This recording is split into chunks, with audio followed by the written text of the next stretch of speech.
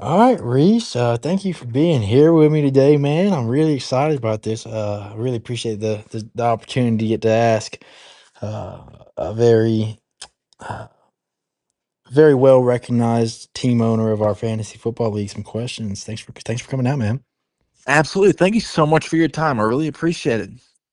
Yeah, so I guess we're just gonna kick it right off, my brother. Let's see. All right, so you finished as the runner-up last year, and now you are the preseason favorite. Does that almost champion status motivate you? Or does it add an extra layer of pressure knowing that anything less than a title this year has got to be a disappointment? Wes, and again, thank you for taking the time to meet with me. Really appreciate it. I'm a big believer in if you're not first, you're last. Did I lose by about 10 last year? Yeah. But a loss is a loss. What's 10 points to 100 points? You know? Um, so yeah, no, I mean, being preseason school, being recognized by your peers is always a cool thing, but it doesn't get the job done. Fact is, I'm 0-0. Do I have maybe the best setup this league has ever seen as far as top end talent, some depth, and draft capital? Absolutely.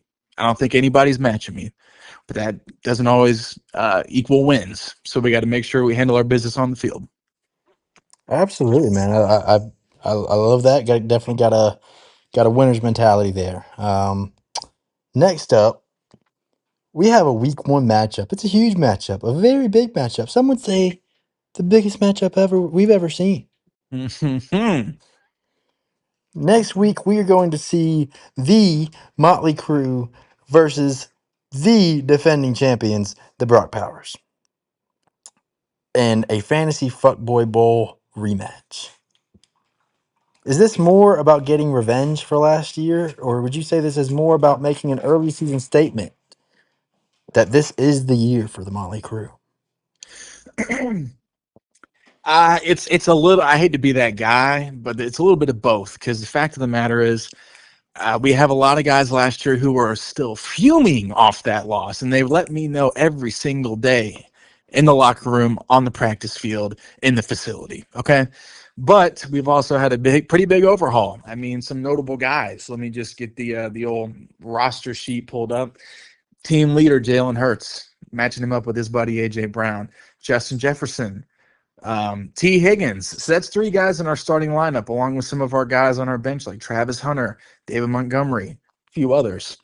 So those guys want to make a statement, but those guys also empathize with the guys that lost in the championship last year. So yeah, it's a little bit of both, but no doubt about it. Motley Crue by 50, week one. I'm calling it now.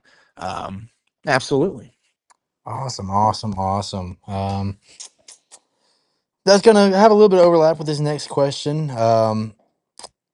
But if you had to, I guess I'll tweak it a little bit. If you had to pinpoint one change specifically you made in the off season to turn last year's runner up into this year's champion, what would that be? Also, a side question, having to tweak this question a little bit because I don't want to have too much overlap here. But was there any philosophical shift that you made between your typical fantasy year since coming in 6 years ago to losing the championship last year, now to a new year? Is there any philosophical shift you made there? Yeah, I mean, addressing the quarterback position was a big thing for me this offseason because I feel like, Kyler Murray's a great backup for me to have. But as far as a week in, week out starter, I've been down that road. And did it win me a championship at one point? Sure. But it wasn't even Kyler in that matchup, it was Kirk Cousins. So I think all in all, to say that in a league like this, you got to have a top tier quarterback. And I think not only fantasy point wise, but leadership wise, morale wise, there's no one better than Jalen Hurts. Um, and two, what we made sure to do is give ourselves some wiggle room. If we start off, 4-2, need a little bit of a push to maybe, push for that bye week. I went ahead and got that draft capital to say, hey, that gives me some room to package up for a guy. Or if shit hits the fan, we got draft capital. I don't see that ever happening because I don't see us losing. But we have that as a fail safe, so we could either propel us to the top. Just gives us a lot of options, is what I'm saying here. Yeah, definitely. And I think that philosophical change you made is a important thing to note because we do rock in a league where quarterbacks are incredibly undervalued, and seeing a top tier team like yourself go and make that change, saying, "Hey, I need to go out here. I need to go get that good quarterback." You know, we're seeing real time where that matters, where we see value in a quarterback. Hmm. Coming up next, your team is stacked with talent. How do you manage the expectations and the inevitable pressure that comes with being the heavy favorite in the league where luck and injuries can change everything on a dime? As a GM, all I can do, I'm fortunately I can't be on the field with the guys. Excuse me, but all I can do is, prepare them to the best of my ability week in and week out, all throughout the week, not just on Sundays and Mondays. Um, yeah, I mean, we got to keep I think we got a lot of humble guys. Okay. See a lot of guys in the league that are very flashy and, braggadocious, if you will. Not my guys. We do a character check for every guy that comes into the building. Got to make sure they match with us before we trade for them, before we draft them. And we just got a bunch of dogs, man. We know shit happens throughout the season, but I wouldn't trust a group of guys more than I trust this group of guys when it comes to facing adversity and overcoming adversity. Absolutely. We got two questions left. Moving on into what is one thing about Brock Powers' championship team from last year that you believe you have a distinct advantage over this year? Where have you closed that gap? Um, I think the easy answer, I mean, I'll give him credit. Going out and getting Brock was a power move, absolutely, along with Chase. But I think that that point jump in his tight end position is big. But I mean, Hurts making up some of that ground in the quarterback battle helps. But who's kidding who? It's the running backs.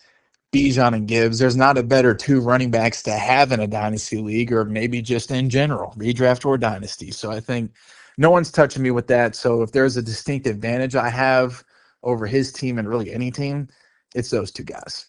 Love that. His team or any team. That's going to be maybe the quote of this interview. Um, and then in a league with so much parity, is there a particular team or manager as you see as your biggest threat this season? I know Brock Powers might be the easy answer. Maybe if that is the answer, maybe a second answer then. Um, I know you need good quotes. So here's one for you. We don't have one. The biggest enemy we have is ourselves, okay? That goes into preparation, that goes into on the field results. No one's stopping us but us, and that I can guarantee you. Love to hear that. Love to hear that. That's exactly what we're going for here. And it started off with my first interview. That team owner in that interview will be coming out very soon. But we came out with that just spur of the moment. Decided to have a surprise question. Hadn't planned it out by any means, but interview was going great, and we had a shot thrown out in that last interview. So nice little surprise question, maybe a recurring thing in every interview going into week one. Is there any team owner specifically, any team out there that you have something that you want to say to, or maybe even the whole league?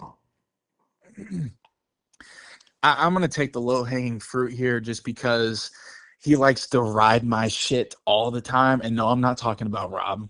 I'm talking about Ryan. I'm talking about the kid that called me out to be my rival for rivalry week every year. He's signing up to get beat down because, Wesley, I don't know if you know this, but I'm 6-0 lifetime against him. I don't know what it's like to lose against him. Everyone else does, not me. So for him to go out and sign up for child abuse is a wild thing to do. I look forward to winning by 70 every single year and watching him do that beer mile. And get a load of this. He doesn't want to do a beer mile. He wants to do tall boys. 8 beers in a mile. I can't wait to see that. So that's what I have to say. Can't wait to see it. Absolutely. Well, this is wrapping up our interview, Reese. Love to get a chance to talk to an elite team owner, like the team owner of the Motley Crew. You might not have anything else you want to say before we close out. I mean, the crew will never die. Crew will never die. That's how I'll end it. Yeah. Absolutely. Well, I appreciate the time. We loved having you out. Look forward to seeing you later this season. And hey, fantasy fuck boys forever, my guy. Hey, they don't call you a Big J journalist for nothing. You're the man. Love you, and I'll catch you next time. Next time.